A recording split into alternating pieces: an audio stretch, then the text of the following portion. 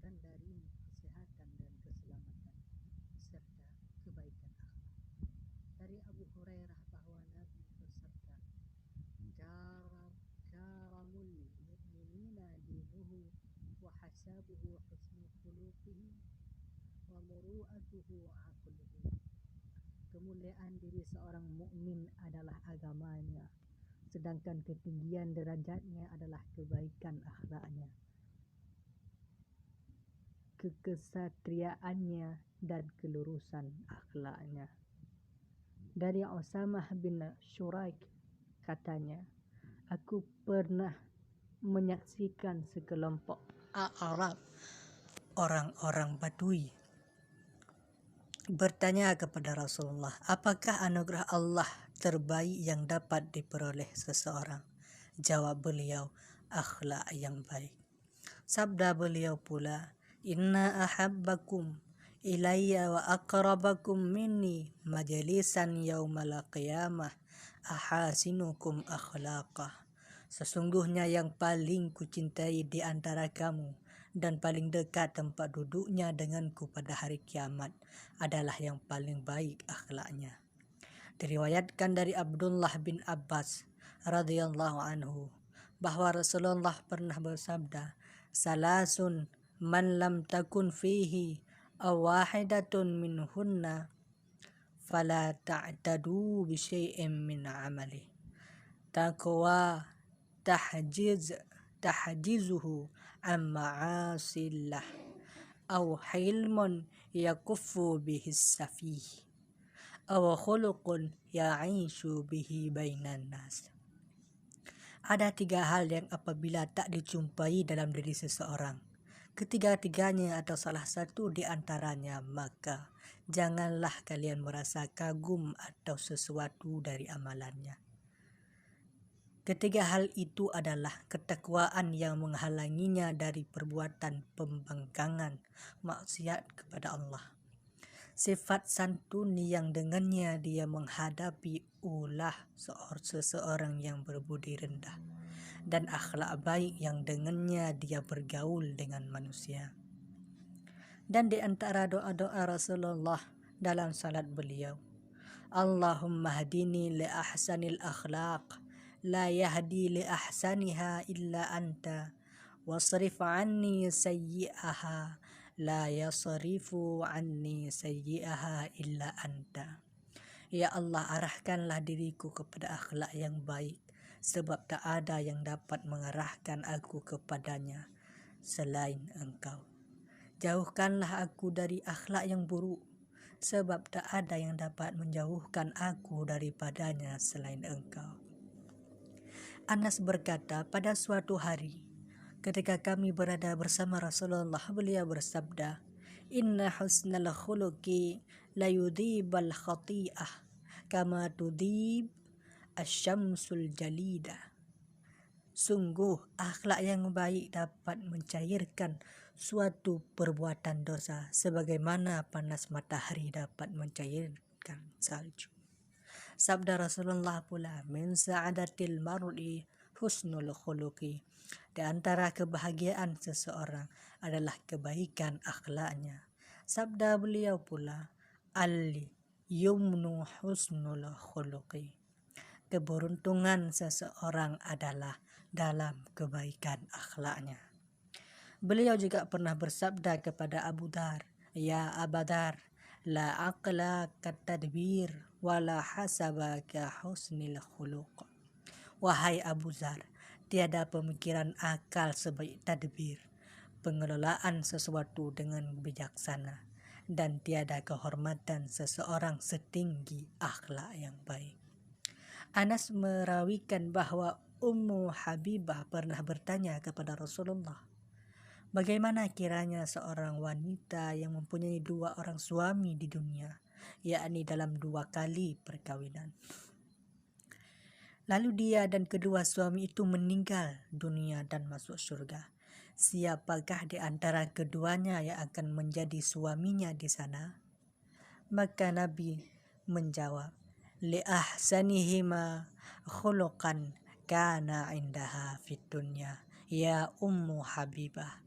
dhahaba husnul khuluqi bi khairai dunya wal akhirah. Yang terbaik akhlaknya bagi si istri ketika masih di dunia, wahai Ummu Habibah. Akhlak yang baik senantiasa akan bersama-sama dengan semua kebaikan dunia dan akhirat. Innal muslimal musaddada liyudriku darajatal saimil qaimi bihusni khalqihi wa karami martabatihi. Seorang muslim yang lurus akan mencapai derajat seorang yang berpuasa di siang hari dan bersalat di malam hari sebagai ganjaran bagi akhlak baiknya dan martabatnya yang mulia. Abdurrahman bin Samurah berkata, kami pernah bersama Rasulullah ketika beliau bersabda, Inni ra'aitul barihah ajaban ra'aitu rajulan min ummati ajasiyah ala rukbatayhi wa bainahu wa bainallahi hijab faja'a husnu khuluqihi fa'adkhalahu ala Allah ta'ala. Tadi malam aku melihat sesuatu yang aneh dalam mimpi. Aku melihat seorang laki-laki dari umatku sedang berlutut antara dia dan Allah, terbentang tirai penutup hijab. Lalu datanglah akhlaknya yang baik dan memasukkannya ke hadapan Allah Subhanahu wa ta'ala. Anas meriwayatkan bahwa Nabi pernah bersabda, Innal abda la yablughu bi husni khuluqihi 'azima darajatil akhirah wa syarafal manazil wa innahu la dha'ifun fil ibadah. Dengan akhlak yang baik, seorang hamba dapat mencapai derajat-derajat akhirat yang amat tinggi serta kedudukan yang amat mulia walaupun dia lemah dari segi ibadahnya. Diriwayatkan bahwa Umar radhiyallahu anhu pernah meminta izin untuk menemui Nabi. Ketika itu ada beberapa wanita dari kalangan Quraisy yang sedang berbicara dengan beliau. Suara mereka terdengar lebih keras dari suara Nabi. Tiba-tiba ketika mengetahui bahwa Umar meminta izin untuk masuk, mereka bergegas menyembunyikan diri mereka di balik hijab. Dan masuklah Umar sementara Rasulullah tertawa. Umar pun bertanya, demi ayah dan ibuku, mengapa Anda tertawa ya Rasulullah? Jawab beliau, Ajibtu lihaula illati kunna indi lamma sami'na sautaka tabadarnal hijab. Aku merasa heran dengan tingkah laku wanita-wanita yang baru saja bersamaku. Ketika mendengar suaramu, mereka segera bersembunyi di balik hijab. Mendengar itu Umar berkata, sungguh engkaulah ya Rasulullah yang lebih patut mereka takuti daripada aku. Kemudian dia menoleh ke arah para wanita seraya berkata, hai musuh-musuh diri mereka sendiri, adakah kalian takut kepadaku dan tidak takut kepada Rasulullah? Jawab mereka, ya, karena Anda begitu keras dan begitu kasar, tidak seperti Rasulullah.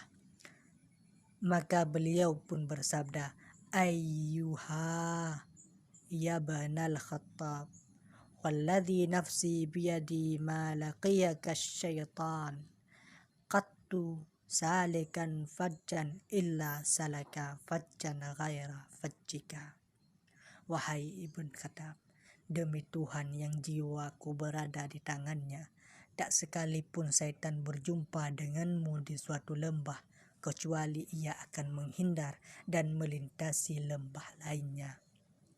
Sabda Rasulullah, su'ul khuluqi dzambun la yughfaru wa su'ul dhanni khati'atun tafuhu. Akhlak yang buruk adalah dosa yang tak terampuni, sedangkan persangkaan buruk adalah kesalahan yang berbau busuk. Sabda beliau pula, innal abda la yablughu min su'i khalqi asfala darki jahannam. Seseorang dapat terjatuh ke dalam dasar jahannam yang terdalam dengan akhlaknya yang buruk. Telah berkata putra Luqman kepada ayahnya, Ayah, hal apa yang paling baik untuk manusia? Agama, jawab Luqman. Kalau kedua, tanya sang anak lagi, agama dan harta. Kalau ketiga, agama, harta dan rasa malu. Kalau keempat, agama, harta, rasa malu dan akhlak yang lain yang baik. Kalau kelima, agama, harta, rasa malu, akhlak yang paling baik dan kedermawanan. Kalau keenam, wahai anakku, jawab Luqman, jika kelima hal tersebut terhimpun dalam diri seseorang, dia adalah seorang yang berhati suci, bertakwa, kekasih Allah, dan terjauhkan dari setan. Al-Hasan pernah berkata, barang siapa rusak akhlaknya, sungguh dia telah menganiaya dirinya sendiri. Anas bin Malik pernah berkata, seorang hamba dengan akhlaknya yang baik dapat mencapai derajat tertinggi di surga, sedangkan dia bukanlah seorang ahli ibadat. Dan dengan akhlaknya yang buruk dapat terhempas ke dasar paling bawah neraka jahanam, sedangkan dia seorang ahli neraka. Telah berkata Yahya bin Mu'az, dalam kelapangan akhlak tersimpan harta karun rezeki.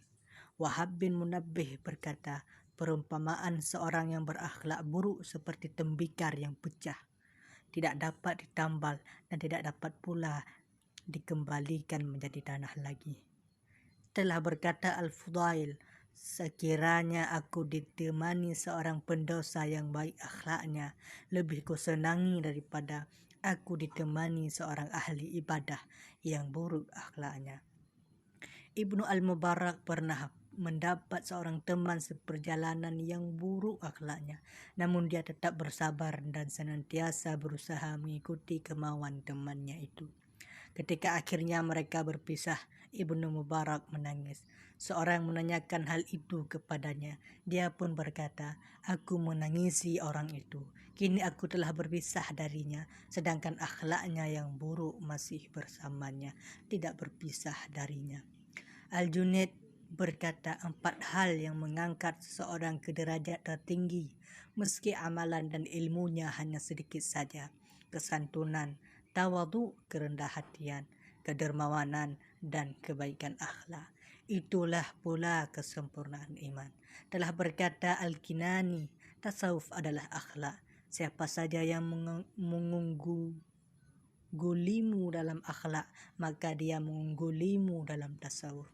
Umar bin Khattab pernah berkata, pergaulilah manusia dengan akhlak dan bersamalah dengan mereka dalam amalan.